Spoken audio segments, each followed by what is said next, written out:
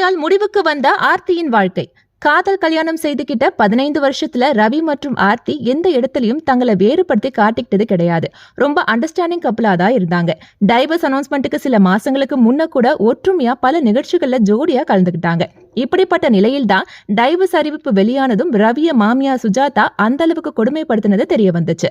ரவியோட call sheet, சம்பளம்னு எல்லாமே அவங்க கண்ட்ரோல்ல இருந்திருக்கு. மேலும் சொந்தமா பேங்க் அக்கௌண்ட் கூட இல்லாம மகள் ஆர்த்திய வச்சு ரவிய ஆட்டி படிச்சிருக்காங்க. போதாததுக்கு ரவி யார்கிட்ட பேசுறாரு, எங்க போறாரு, எப்படி பழகுறாருன்னு அசிஸ்டன்ட்களை விட்டு நோட்டம் பார்க்க ஆர்த்திக்கு கத்து கொடுத்து கணவன் மனைவிக்குள்ள விரிசல ஏற்படுத்திருக்காங்கன்னு அடுக்கடுக்கான குற்றச்சாட்டுகள் சுஜாதா மேல வைக்கப்பட்டுச்சு.